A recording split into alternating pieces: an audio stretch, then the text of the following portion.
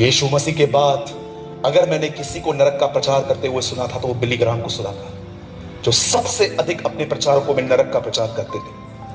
आजकल नरक का प्रचार होता ही नहीं है। आज हर एक को स्वर्ग जाना है। अच्छा आदमी मरता है तो नीचे लिखा जाता है स्वर्गीय, चोर मरता है उस पर भी लिखा जाता है स्वर्गीय। स्वर्ग हमारे बाप का है, सबको बेचते हैं उधर। चलो तुम भी चलो, तुम भी चलो, तुम भी चलो, तुम भी चलो, सबको स्वर्ग बेचते हैं हम सबको। एक दिन मैं बॉम्बे में प्लेस में मैं था, मैं अपनी गाड़ी पे, तो मैं एक आदमी को देखा, मैंने उसका एक बैनर लगा हुआ था और मैं उस आदमी को बहुत अच्छे से जानता था। वो एक नंबर का मवाली था, लड़कियां छेड़ता था, जुआ खेलता था, सब खेलता था।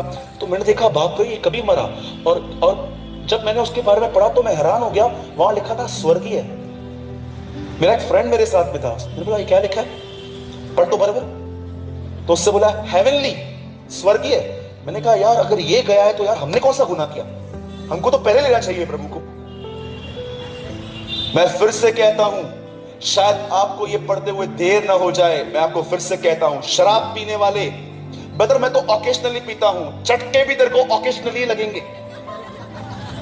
ब्रदर मैं वाइन पीता हूं, मैं शराब पीता हूं, हमारे बॉम्बे में औरतें शराब पीती है। शराब पीने वाले, मूर्ति पूजक, अपनी शादीशुदा पत्नी को छोड़ के किसी और से चैट करने वाले, दूसरी औरतों से मिलने वाले, झूठ के चाहने वाले, पर्दे पर झूठ चलता है पिक्चरों पे और हम लोग चाहकर उसे देखते हैं। बाइबल बताती है ये सब लोग तुम्हें अंत के दिन नरक में मिलेंगे। आमीन। यस, यूहन्ना कहता है आमीन। ऐसों पे तो आमीन आजकल निकलता ही नहीं है। आजकल आमीन निकलता है जब तुम हमारे हिसाब से बात करोगे तब। मैं बोलता हूं यस आमीन। और बाइबल बताती है ये सब लोग तुम्हें नरक में मिलेंगे। मैं फिर से कहना चाहता हूं, अगर आप में से कोई भाई है वो शराब पीता है 6 महीने में, 8 महीने में या 12 महीने में एक बार, मैं आपको आज भी कहना चाहता हूं ऐसे लोगों का अंत नरक है। कुछ लोग कहते हैं हम पी के थोड़ी गिर रहे हैं। उस दिन बोलना, उस दिन खुदा तुम्हें कहेगा ठीक है मैं भी तेरे को कभी कभी डालूंगा उधर। मुझे समझ में नहीं आ रहा है आपको हंस क्यों रहे हैं। सच में मुझे समझ में नहीं आ रहा आपको हंसी किस बात पे आ रही है।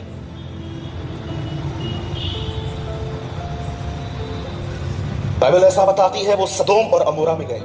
लड़कियां लड़कियों से पाप कर रही थी, लड़के लड़कों से पाप कर रहे थे। हमारे बॉम्बे में एक प्लेस है कॉल अंधेरी, वहां पर एक लड़की ने रिसेंटली एक लड़की से शादी की। उसकी फैमिली ने उसको पकड़ के मारा, पीटा, मत कर, क्या कर रही है, तेरा वंश कैसे बढ़ेगा। ओ शट अप। अपनी मां को ऐसे बोल रही थी मैं करूंगी।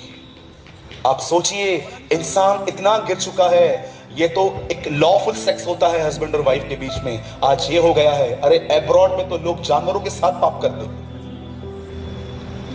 सोचो इंसान आज जानवरों की लेवल पे आ चुका है। कितनी शर्म की बात। मैं आपसे पूछना चाहता हूं जितने जवान भाई और बहनें बैठे हैं, मैं पूरे आदर, मैं आपका आदर करता हूं। आज मैं गुस्से की नहीं, मैं आपको प्रेम से आपको मैं एक बात पूछना चाहता हूं, क्या आपकी लाइफ प्योर है? आइए मैं आपसे पूछता हूं, आर यू प्योर?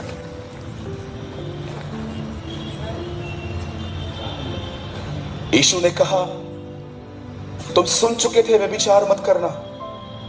किसी स्त्री को शादी से पहले और शादी हो जाने के बाद अपनी बीवी को छोड़ किसी को टच मत करना।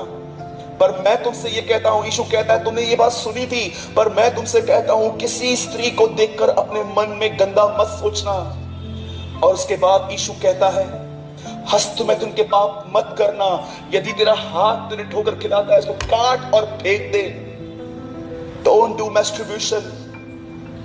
आज परमेश्वर के मंदिर को आज बहुतों ने, अरे भारत में कम से कम 4000 प्रॉफिट्स होने चाहिए थे, हार्डली आजकल कोई दिखता है। जवानों ने शादी से पहले ही व्यभिचार करके अपनी बुलाहट खत्म कर दी है। मेरे भाइयों और बहनों, मेरे जवान भाइयों और बहनों, याद रखना मसीह के अंदर 2 ही संबंध हैं, या तो भाई और बहन का या पति और पत्नी का। फ्रेंडशिप नाम का कोई संबंध नहीं है। एक दिन मैं अपने दोस्त से मिलने गया ऑफिस में, किसी औरत के पास बैठा हुआ था, बार बार उसे हाथ दे रहा था। इतना ज्यादा फ्रेंडली था वो उस वुमेन के साथ, और मैं देख रहा था। मैंने उसको बोला शेखर क्या कर रहा है तू? You are married? बोलता है इट्स ओके, ये मेरी फ्रेंड है। मैंने कहा तेरी बीवी अगर तेरे पास में यहीं पर जॉब करती तब करता? नहीं। मैं फिर से कहता हूं, शायद आपको ये बात अच्छी नहीं लगेगी, मसीह के अंदर दो ही संबंध हैं, एक पति पत्नी का या दूसरा भाई बहन का। फ्रेंडशिप और ये फ्लेक्स करना, ये कोई संबंध नहीं है। आपको कोई इतना खुलेआम नहीं बताएगा, पर आज मैं बता के जा रहा हूं, शायद आप आज दोस्त हो, व्यभिचार पे गिरने में 1 मिनट नहीं लगेगा। इंग्लिश में एक कहावत है, so many bad things start with good intentions. बहुत सारी बुरी चीजें अच्छे तरीकों से भी शुरू हो जाती हैं। आप जानते हो बाइबल क्या बताती है? सदोम और अमोरा एक ऐसा ही देश था, वो वहां पर रहने के लिए लग गया। और एक दिन परमेश्वर ने देखा कि जब इस नगर की बुराई इतनी ऊपर हो गई है, इतनी बढ़ गई है कि अगर मैंने इस नगर को नाश नहीं किया तो इनमें से निकलने वाली जो जनरेशन है वो इतना गुनाह करेगी कि हो सकता है कि आने वाले थिंग्स में लोग भीतरी कपड़े पहनना भी बंद कर देंगे, वो पूरी तरह से नंगे घूमेंगे। और परमेश्वर ने डिसाइड किया कि वो उस नगर को नाश करेगा। पर परमेश्वर ने एक व्यक्ति को देखा वहां पर जिसका नाम लूत था, जो इब्राहिम का भांजा था। और परमेश्वर ने ये बात इब्राहिम पे प्रकट की कि मैं उस नगर को नाश करने वाला हूं। इब्राहिम ने प्रार्थना करना शुरू की, प्रभु अगर वहां पर 50 लोग होंगे तो क्या तू उस देश को नाश करेगा? प्रभु ने बोला नहीं करूंगा। 40 होंगे तो नहीं करूंगा, 30 होंगे तो नहीं करूंगा। और आखिर में परमेश्वर ने उसकी विनती सुनी। आप में से कितने लोग ये बात जानते हैं, सदोम और अमोरा को नाश करने से पहले प्रभु ने इब्राहिम पे प्रकट किया था, और संसार को नाश करने से पहले यह चीज परमेश्वर ने कलीसिया पे प्रकट की है। एक दिन आएगा जब मेरा बेटा वापस आएगा, तब मरे हुए और जीवितों का वो न्याय करेगा। और ये बात उसने हम पे प्रकट की है ताकि हम इनके समान काम न करें। आप जानते हो बाइबल क्या बताती है? उसके बाद एक समय आया, 3 स्वर्गदूत नीचे उतरे। मैं ये विश्वास करता हूं, एक जिब्राइल और एक मिकाईल और तीसरा प्रभु यीशु मसीह है। और ये तीनों इब्राहिम से बात करते करते एक लेफ्ट हो गया, वापस अपने सिंहासन पर चला गया, और 2 लोग सदोम और अमोरा में एंटर हो गए। लूत वहां पर बैठा हुआ था, और वो लूत को कहते हैं, लूत निकल यहां से, बिल्कुल देर मत करना, यहां से बाहर निकल। लूत पूछता है क्यों? बोलते कुछ मत पूछ, यहां से निकल, यहोवा का क्रोध है इस नगर पे। आप में से कितने लोग इस बात को जानते हैं? यीशु मसीह ने एक व्यक्ति को अंधापन दूर करके उसे कहा इस गांव में प्रवेश मत करना, क्योंकि वो जानता था उस गांव में ऐसे लोग थे जो बगैर पश्चाताप की जिंदगी जी रहे थे। मैं आपको बताना चाहता हूं, यीशु मसीह जानता था कि अगर इस व्यक्ति को वापस गांव में जाना पड़ा, ये आदमी वापस पाप करेगा, वापस अंधा हो जाएगा। यीशु उसको इनडायरेक्ट शब्द में ये कह रहा था, यहां पर मत जा, क्योंकि यहां पर ऐसे लोग रहते हैं जहां पर पश्चाताप नहीं होता। मैं यीशु के नाम से कहता हूं, अगर आपकी कलीसिया पश्चाताप प्रचार नहीं करती तो उस कलीसिया में जाना गुनाह है। अगर आपकी कलीसिया आपको पश्चाताप करने के पीछे नहीं सिखाती, अगर आपकी कलीसिया आपको यीशु के पीछे चलना नहीं सिखाती, तो आप एक ऐसी कलीसिया में है जो एक गलत कलीसिया है।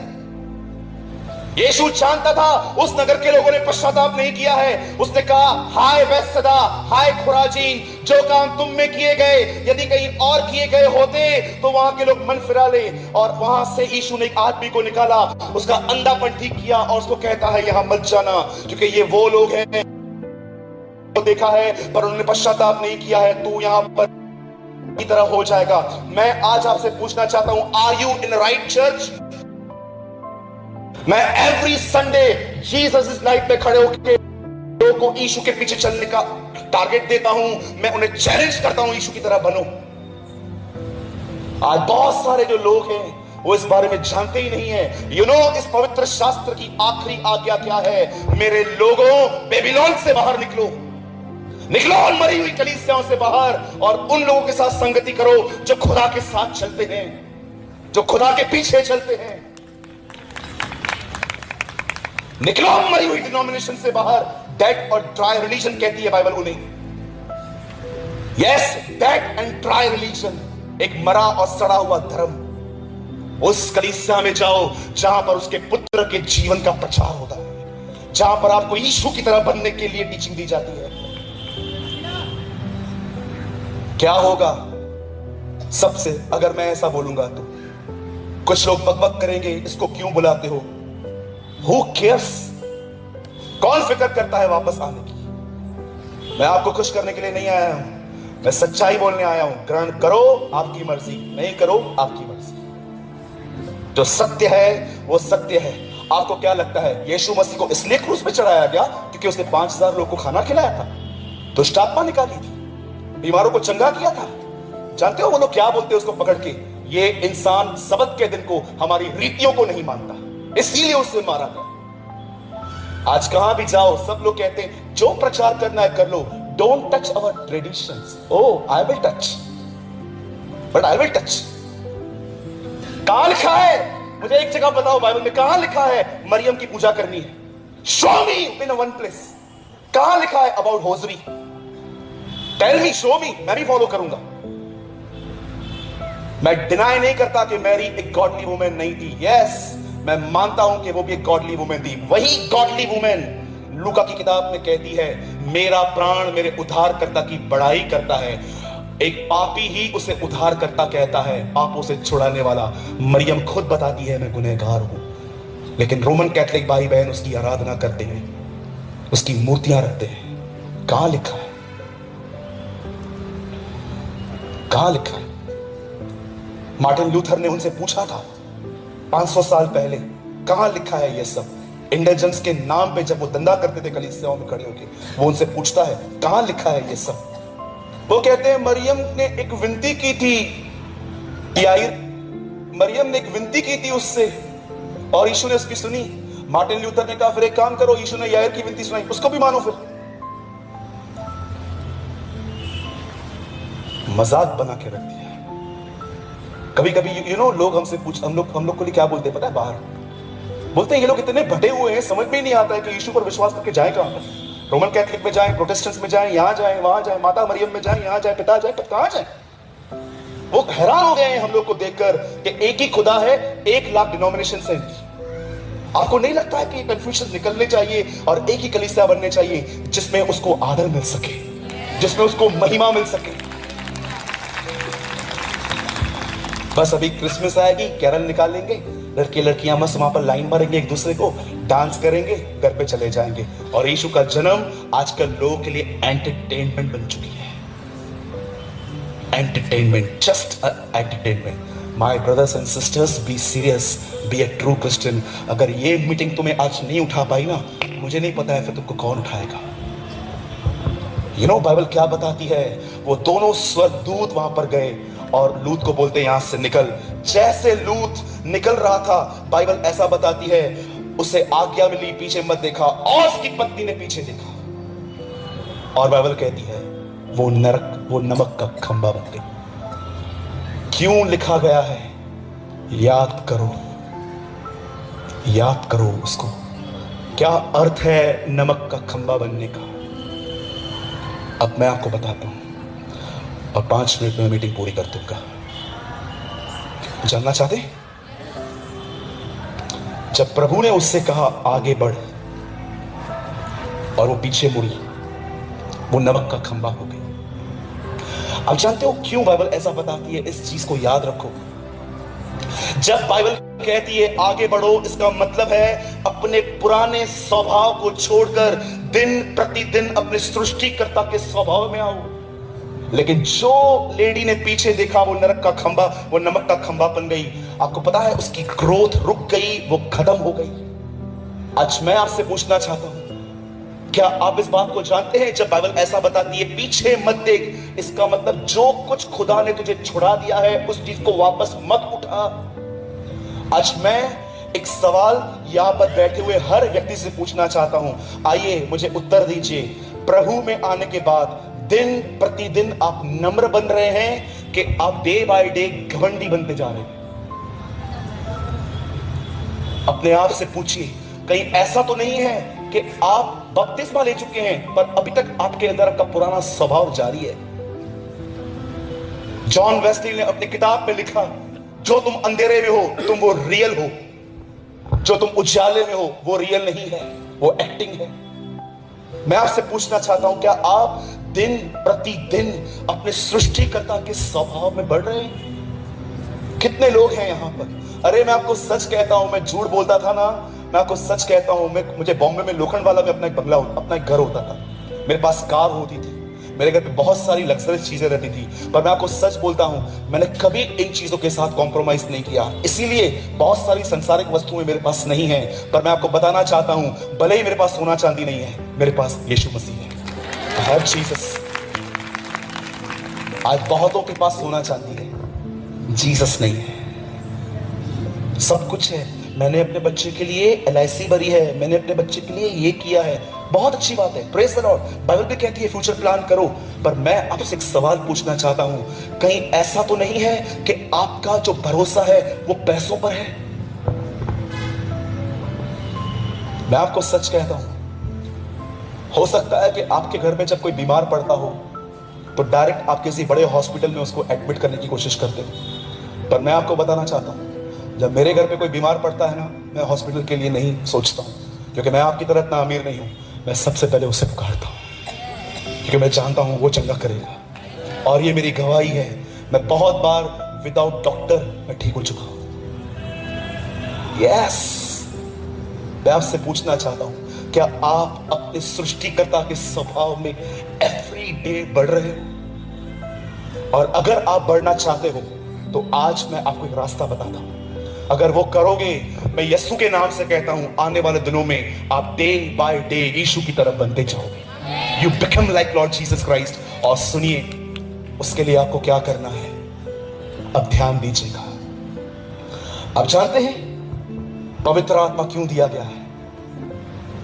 ओ, जब मैं ऐसा कहता हूं पवित्र आत्मा क्यों दिया गया है, तो क्या बताऊं मेरे पास क्या है मेरे अंदर में, मैं खड़ा नहीं रह पाता हूं जब मैं इसके विषय में बात करता हूं। आज से बहुत साल पहले इब्राहिम के बेटे को एक दुल्हन चाहिए थी। इब्राहिम ने अपने नौकर एलियाजर को कहा, जा उस गांव में जा और मेरे बच्चे के लिए एक अच्छी लड़की लेकर आ।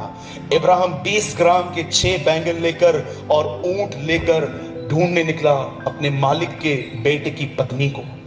और एक समय ऐसा आया, वो एक गांव में पहुंचा, उसने घुटने टेके और परमेश्वर से कहता है, हे परमेश्वर, मेरे स्वामी के प्रभु, मैं तुझसे प्रार्थना करता हूं, जो भी लड़की हो वो मेरे पास आके खुद कहेगी कि क्या मैं तेरे ऊंटों को पानी पिलाऊं।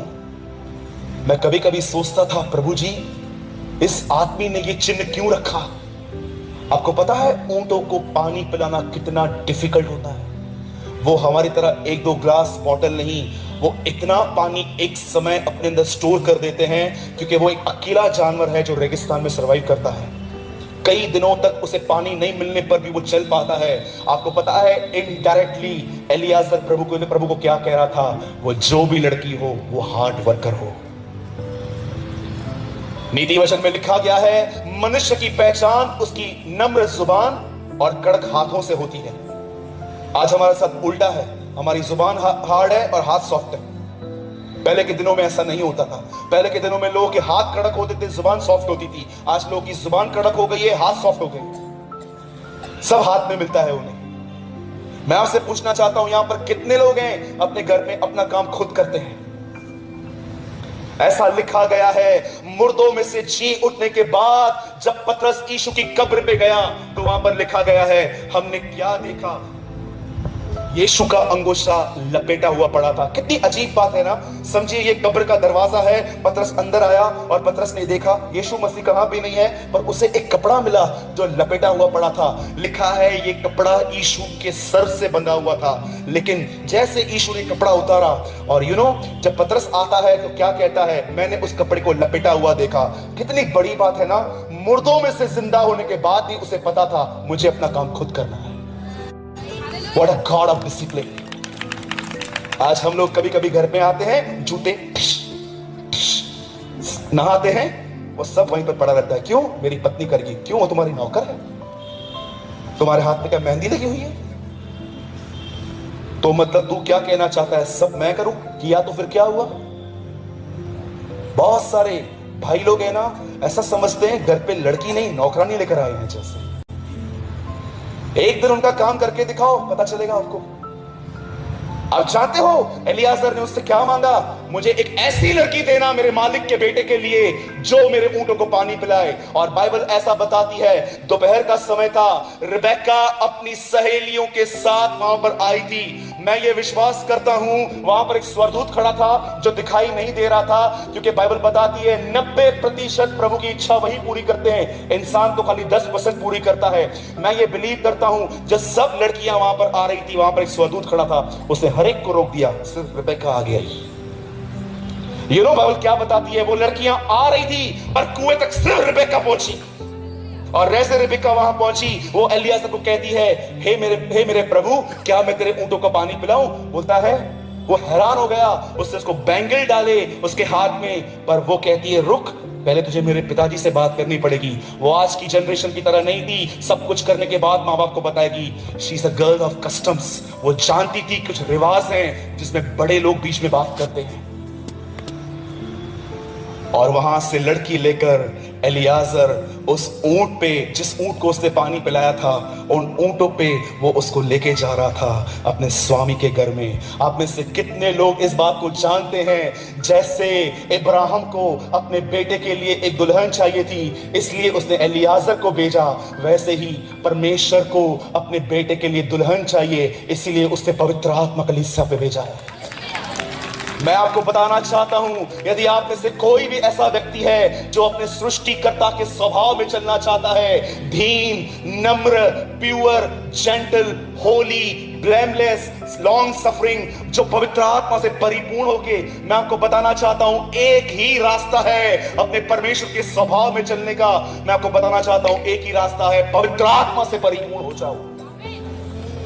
वो पवित्र आत्मा ही है जो आपके जीवन को बदल सकता है। बड़े दुख के साथ मैं आपको कहना चाहता हूं, पुराने नियम में लोग यहोवा परमेश्वर को नहीं जानते थे। जब ट्रिनिटी का पहला पर्सन इस पृथ्वी पर था, लोगों ने उसे नहीं पहचाना। जब पहला पर्सन ऊपर चला गया, दूसरा पर्सन जीसस आया, लोगों ने उसे भी नहीं जाना। और जब वो ऊपर चला गया, आज उसका थर्ड पर्सन हमारे बीच में है, लोग उसे भी नहीं जानते। मैं आपसे पूछना चाहता हूं, कितने लोग हैं जो प्रभु के सामने आंसू बहाते हैं, फास्टिंग करते हैं और कहते हैं, प्रभु मेरे गुस्से की वजह से मेरे बहुत सारे संबंध खराब हुए हैं, मुझे इस गुस्से पर विक्ट्री दे। पवित्र आत्मा के लिए लिखा गया है, वो एक सहायक है, वो एक मददगार है, वो मदद करता है हम सबकी, हमारे पुराने स्वभाव से निकलकर हमें वो यीशु के स्वभाव में लेके जाता है। और जानते हो वो किन्हें भरता है? वो किन्हें अपने आप से भरता है? मैंने कल भी कहा था, मैं आज भी कहता हूं, जब परमेश्वर को इस सृष्टि को बनाना था, जब उसको पेड़ पौधे बनाने थे, उसने पृथ्वी से बात की थी, हे पृथ्वी तुझ में से फल उठे। जब उसे मछलियां बनानी थी तो उसने समुद्र से बात की थी, हे समुद्र तुझ में से मछलियां निकले। लेकिन जब परमेश्वर को मनुष्य बनाना था, उसने खुद से बात की थी, आओ हम मनुष्य बनाए। आप जानते हो, मछली पानी से निकली, खत्म हो जाती है, पेड़ जमीन से उखड़ा खत्म हो जाता है। तुम प्रभु की उपस्थिति से दूर हो जाओ, तुम सूख जाओगे, आप ड्राई हो जाओगे। और मैं आत्मा में देख भी पा रहा हूं, यहां पर बहुत सारे पेड़ बैठे हैं, पेड़ जिनके अंदर सिर्फ ग्रीनरी है, कोई फल नहीं है, सिर्फ ग्रीनरी। बाइबल साथ में लेकर आए हैं, नो फ्रूट्स। कितने लोग हैं मुझे बताइए, आप मॉर्निंग में अपनी नींद खराब करते हैं और घुटनों पर आके खुदा से कहते हैं, प्रभु मेरे स्वभाव की वजह से तेरा बहुत अनादर हुआ है। लोग मेरे को देख के, कुछ लोग ऐसा कहते हैं कि ये सही मसीह नहीं है, प्रभु तू मुझे बदल। मैंने बहुत कोशिश की दूसरों को बदलने की, सांस को बदलने की, इसको बदलने की, अब नहीं। चेंज मी। आप जानते हैं, जब वो यरूशलेम में गया तो पहली चीज उसने क्या की? आप में से कितने लोगों ने ये बात नोटिस की है बाइबल को पढ़ते समय? जब यीशु 30 साल के बाद, वो कभी भी यरूशलेम में पूरी रात नहीं टिका था, और जिस रात वो टिका, उस रात वो अरेस्ट हो गया।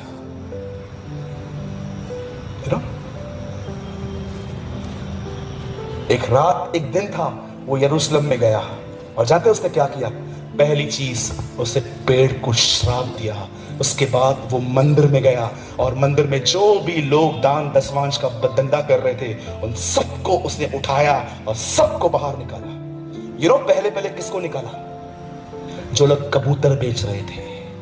कबूतर किसका प्रतीक है? पवित्र आत्मा का। ऑयल किसका प्रतीक है? पवित्र आत्मा का, अभिषेक का। उन दिनों में कबूतर बिकते थे, आज ऑयल बिकता है। 3 रुपए की डब्बी 300 में बेचते हैं, ढोंगी कहीं के।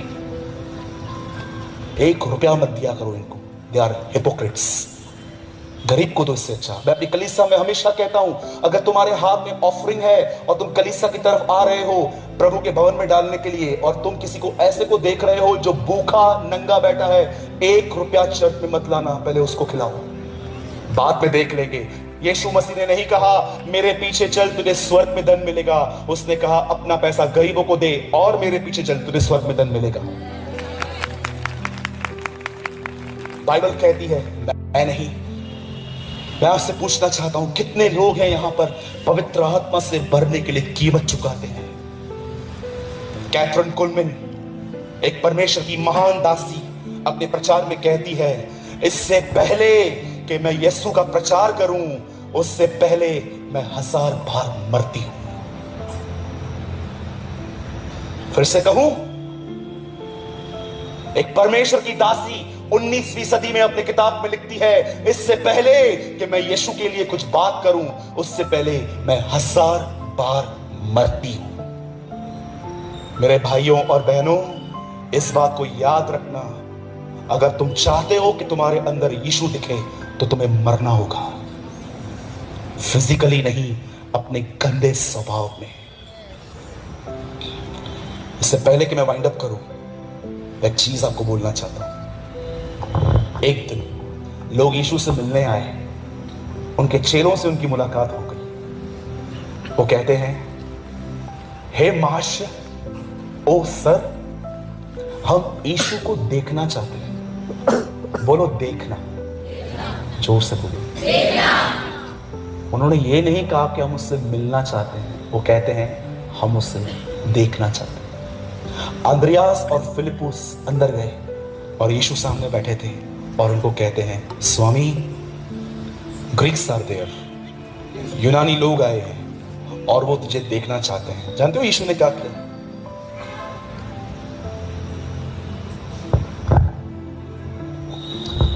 ऐसा लिखा है, उसने अपने हाथ में एक बीज लिया और कहा, जब तक ये बीज मेरे हाथ में है ये कभी फल नहीं ला सकता, लेकिन अगर ये जमीन पे पड़े और मर जाए तो ये फल लाएगा। सवाल पूछा गया है, वो तुझे देखना चाहते हैं। उत्तर आ रहा है, अगर ये मरेगा नहीं तो उस पर फल नहीं आएंगे। सवाल क्या है, जवाब क्या है?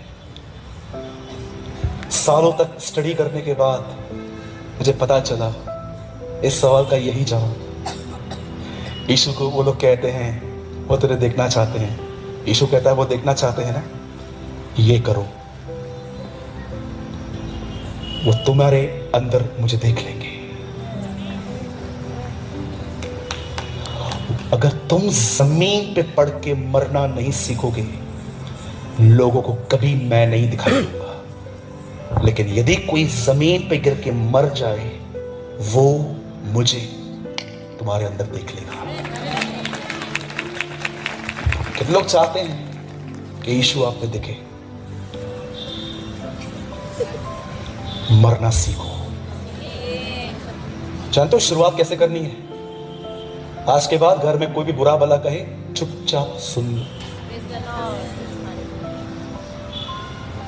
जब आपको कोई सताए, जब आपके हाथ में अच्छी सैलरी आती है तो आप बोलते हो ना, खुदा आपका शुक्र है कि आपने मुझे सैलरी दी, थैंक यू। जब कोई आपको सताए तब परमेश्वर से ये कहो, मैं आपका शुक्र करता हूं क्योंकि आप इस बंदे के द्वारा मुझे तोड़ रहे हैं। कहेंगे? जो नहीं मरे हुए हैं वो दूसरों को मारते हैं आजकल, यू नो। अगर अपने सृष्टिकर्ता के स्वभाव में, अपने स्वभाव में नहीं, 70 80 साल के बुढ़े लोग मैंने देखे हैं, मरने से पहले ऐसा कहते हैं, ये जो मेरा बेटा खड़ा है ना, इसको प्रॉपर्टी का 1 रुपया मत देना, उसने मुझे पानी का गिलास भी नहीं पिलाया था कभी। मरने से पहले भी उनका ये स्वभाव रहता है। सोचो, हाउ आर यू? एक सवाल पूछ के मैं खत्म कर रहा हूं। कैसे हैं आप? How are you? कहीं ऐसा तो नहीं है बपतिस्मा भी ले लिया है, स्वभाव पुराना ही है, टीवी भी देखते हो, पिक्चर पे भी जाते हो, जुआ भी खेलते हो, गुटखा भी खाते हो, सिगरेट भी पीते हो, चुगलियां भी मारते हो, निंदा भी करते हो, झूठ भी बोलते हो, पास्टर की बुराई भी करते हो? सोचो, stop all this, be serious. बोलो अपने बाजू वाले को, दूसरों का नहीं अपना जीवन देखो। बोलो बोलो बाजू वाले को, सुनेगा नहीं फिर भी बोलो, हमें दूसरों का जीवन नहीं खुद का देखो।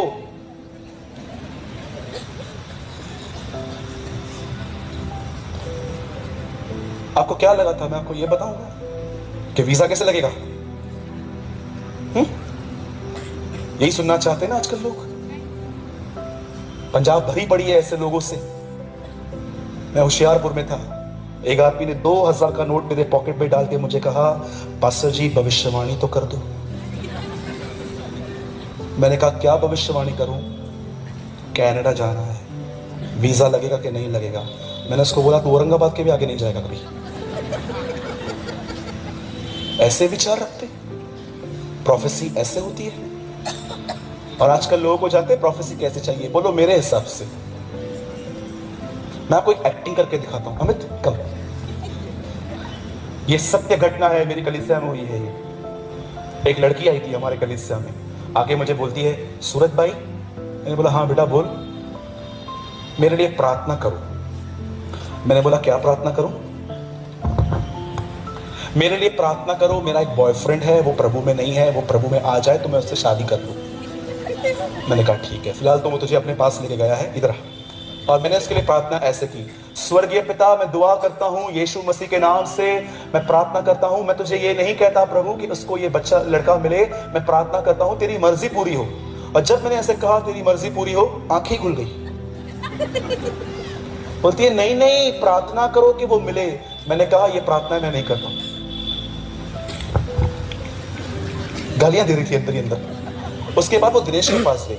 दिनेश को बोलती है आप प्रार्थना करोगे मेरे लिए? और दिनेश को एक्चुअली इतनी डिसर्निंग नहीं थी उन दोनों में कि ये लड़की कौन है। वो आके बोलती है इसको, दिनेश भाई आप मेरे लिए प्रार्थना करोगे? दिनेश ने बोला हाँ बताओ बहन, बताओ बताओ मैं प्रार्थना करूंगा। और उसको बोलती है मेरा एक बॉयफ्रेंड है, वो प्रभु में नहीं है, आप प्रार्थना करो वो प्रभु में आए तो मैं शादी करूं। दिनेश हाँ हाँ क्यों नहीं। और दिनेश बोलता है प्रभु मैं दुआ करता हूं मेरी प्यारी बहन के लिए, तू इसे मनचाहा वर दे दे, मैं दुआ करता हूं। और अंदर ऐसे करती है। और उसके बाद दिनेश को जानते क्या बोलती है? आप ही मेरे pastor, you are my pastor. Bible बताती है अंत के दिनों में लोग अपना प्रचारक खुद ढूंढेंगे। आज मैं आपसे पूछना चाहता हूं किसको अपना प्रचारक मानते हो? वो जो आपके हिसाब से बात करता है कि वो जो आपके हिसाब से बिल्कुल बात नहीं करता? यीशु मसीह ने एक दिन क्या किया, मुझे बहुत मजा आता है इसको पढ़ते हुए। यहूदियों से मिलके वो उनको कहता है तो मुझे क्यों नहीं एक्सेप्ट करते? वो कहते हैं तू गलत है, हमारा पिता इब्राहिम है।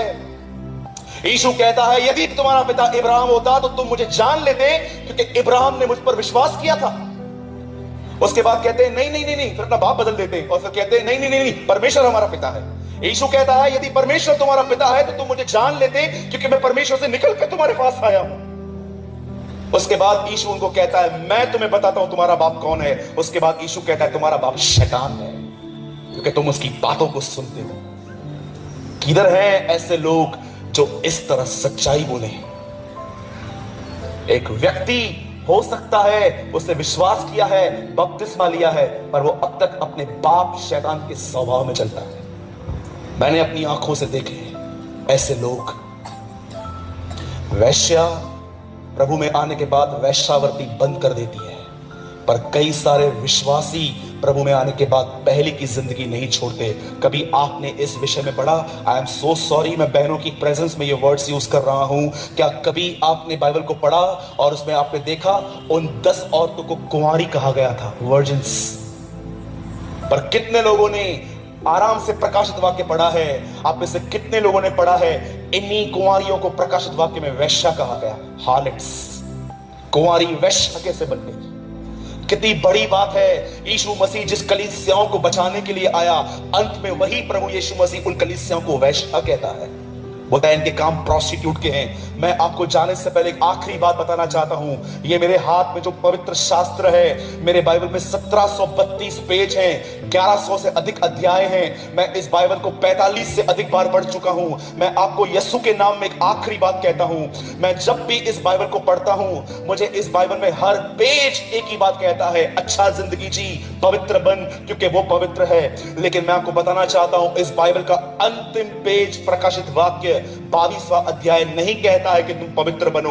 वहां पर लिखा है, अब जो पाप करता है वो पाप करता रहे, जो पॉर्न वीडियोस देखता है वो और देखे, जो बुराइयां करता है वो और करे। कभी आपने सोचा है कि पवित्र शास्त्र की अंत इस तरह क्यों होती है? ऐसा क्यों लिखा है, जो मलिन है वो मलिन बना रहे, जो अपवित्र है वो अपवित्र बना रहे? और क्यों बाइबल का अंत इस प्रकार होता है? परमेश्वर समझाना चाहता है, मैंने इंसान को बनाया, इंसान ने गुनाह किया, उसको समझाने के लिए नबी भेजे, उनकी नहीं सुनी। उसके बाद याजक भेजे, उनकी नहीं सुनी। उसके बाद मैंने लोग भेजे, उनकी नहीं सुनी।